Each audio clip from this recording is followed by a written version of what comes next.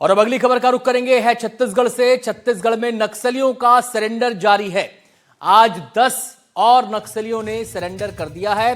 जगदलपुर में नक्सली सरेंडर कर सकते हैं, सरेंडर करने की खबर है। 10 नक्सली सरेंडर कर सकते हैं।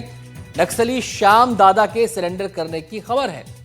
DKSZC सदस्य हैं नक्सली चैतू उर्फ श्याम दादा। तो एक के बाद एक नक्सली सरेंडर कर रहे हैं। ये सिलसिला पिछले 2-3 दिन से लगातार जारी है। अलग अलग संख्या में नक्सलियों ने सरेंडर किया है। और खास बात यह है कि जो इनके अलग अलग स्तर पर इनकी कमेटियां हैं, उससे जुड़े नक्सली सरेंडर कर रहे हैं। यानी कि नक्सलियों का जो पूरा संगठन है वो एक तरीके से तितर बितर हो चुका है, बिखर चुका है। और हिडमा के मारे जाने के बाद तो नक्सलियों को जो झटका लगा है उससे वो उबर नहीं पा रहे हैं।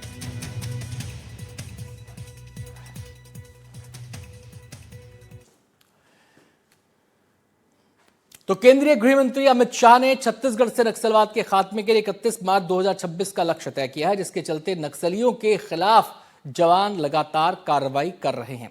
इस बीच गृह मंत्री एक बार फिर छत्तीसगढ़ दौरे पर हैं और बस्तर में सक्रिय 10 नक्सलियों के सरेंडर करने की खबर आ रही है।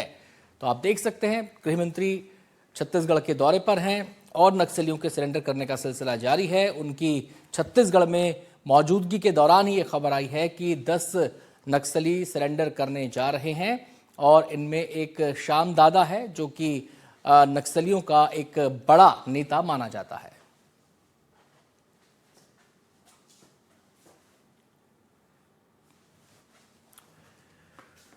तो नक्सलियों के खिलाफ जो अभियान चल रहा है वो बड़ी कामयाबी की तरफ धीरे धीरे बढ़ रहा है। और अच्छी बात इसमें यह है कि नक्सलियों का एक बड़ा तबका मुख्य धारा में लौटने की ठान चुका है। लगातार नक्सलियों के लौटने का सिलसिला जारी है।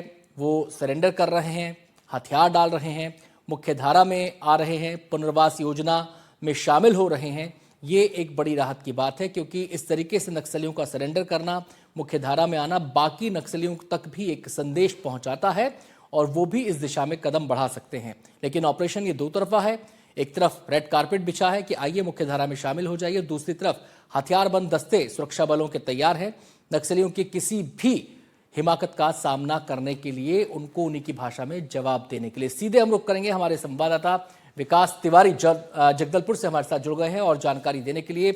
विकास, ये जो श्याम दादा सरेंडर करने जा रहे हैं नक्सली और 10 नक्सलियों के सरेंडर करने की खबर है, श्याम दादा का जो कद है वो नक्सली काडर में कहां स्टैंड करता है? देखिए, श्याम दादा और चैतू का जो सरेंडर करना ये काफी महत्वपूर्ण है। मैं आपको बताऊं कि बस्तर का जो दंडकारण है उसमें सबसे मजबूत अगर कोई कमेटी थी तो दरभा डिवीजन को माना जाता था। दरभा डिवीजन का इंचार्ज है श्याम दादा और चैतू। और सबसे खास बात यह है कि जो अब तक की सबसे बड़ी राज्य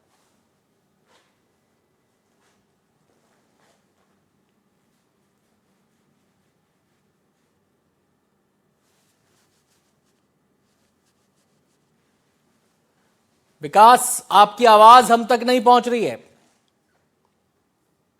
विकास, क्या आप मुझे सुन पा रहे हैं? विकास, शायद आपका जो ऑडियो म्यूट हो गया है उसे अनम्यूट कर लीजिए एक बार जरा। थी और केंद्रीय गृह मंत्री ने ये बयान दिया था कि 31 मार्च 2026 तक माओवाद को जड़ से समाप्त कर दिया जाएगा। तब लगा नहीं था ऐसा कि 2025 आते आते माहौल इस तरह से बदल जाएगा। ये वही बस्तर है जिसने 76 जवानों की हत्या देखी, 25 जवानों की हत्या देखी। और आज यही बस्तर है जो देख रहा है कि 158 माओवादी हथियार के साथ लौट रहे हैं। एक जादुई आंकड़े की तरह माओवादी लगातार अपने संगठन को छोड़कर मुख्य धारा में लौट रहे हैं।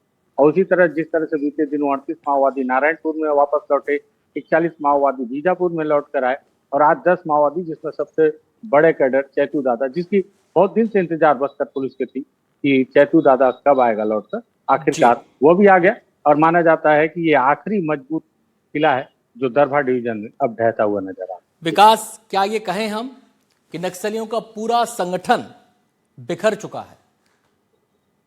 बिल्कुल, निश्चित ही तौर पर माओवादियों के जितने संगठन है, उत्तर, दक्षिण, पूर्व, पश्चिम की जो बात की जाए तो दक्षिण के कुछ माओवादियों को अगर छोड़ा जाए तो बाकी इलाके के जो माओवादियों लगातार वापस लौटने की कगार पर हैं, कतार पर हैं। और जिस तरह से कल भी एनडीटीवी के पास, मतलब कि मेरे पास में एक कॉल आया था जिसमें कि मध्य प्रदेश, महाराष्ट्र, छत्तीसगढ़ एमएमसी जोन के प्रवक्ता आनंद ने कॉल किया था। उन्होंने भी कहा था कि 1 तारीख तक का अगर सरकार समय देती है तो 1 जनवरी को वो भी एमएमसी जोन 3 राज्यों के सारे माओवादी हथियार के साथ पुनर्वास करने को तैयार हैं। जिस तरह से बीते दिनों वेणुगोपाल ने महाराष्ट्र के गढ़चिरौली में, रुपेश उर्फ सतीश कोपा ने अपने 158 साथियों के साथ जगदलपुर में पुनर्वास किया था, ठीक उसी तरह अब एमएमसी जोन के माओवादी भी लौटने को तैयार है। तो ये माना जा सकता है कि माओवाद संगठन का पूरा जो कैडर है अब वो पूरी तरह से उनका मनोबल टूट चुका है। थोड़ी सी हिम्मत बची थी जरूर, लेकिन जिस तरह से बीते दिनों आंध्र प्रदेश के मरेडपल्ली में हिड़मा मारा गया, उसके बाद से जो थोड़ी भी ताकत बची थी अब वो भी जाती नजर आ रही। जी, क्या कोई ऐसा बचा है जो अभी भी हथियारों की पैरोकारी कर रहा हो? देखिए, अभी भी बहुत सारे माओवादी हैं ऐसे जिनके तरफ से कोई बयान नहीं आ रहा है कि उनका फैसला क्या है भविष्य को लेकर, जिसमें देव जी हैं जो कि पुलिस ब्यूरो हैं, उनको लेकर अभी भी संदेह है कि क्या वो पुलिस के गिरफ्त में है। क्योंकि कल जिस तरह से विकल्प का पर्चा आया तो विकल्प ने इस बात का जिक्र किया था कि देव जी पुलिस के गिरफ्त में है। वहीं मिसिर बेचराज, हालांकि वो झारखंड में है लेकिन वो भी पुलिस ब्यूरो है, और गणपति ये भी पुलिस ब्यूरो है, इनकी तरफ से कोई बयान नहीं आ रहा है। किसी मेंबर में रामदेर है जो कि एमएमसी जोन में है। कल हमारी बात जब प्रवक्ता आनंद से हुई थी तो उन्होंने कहा था कि रामदेर को लेकर वो अभी कोई स्पष्ट जानकारी नहीं देंगे। लेकिन वही गणेश उइके है, वो भी सीसी मेंबर है। तो इस तरह के अभी भी कई सीसी मेंबर हैं जो इस पर, जिनका कोई बयान सामने नहीं आया है कि क्या वो वापस लौटेंगे या सरकार के साथ अभी भी दो दो हाथ करने को तैयार हैं। हालांकि देव जी का बयान लगातार बीते दिनों तक आता रहा कि उनके द्वारा सशस्त्र संघर्ष को विराम नहीं दिया जाएगा और इस लड़ाई को जारी रखा जाएगा, जिसमें उनका साथ हिड़मा ने भी दिया था।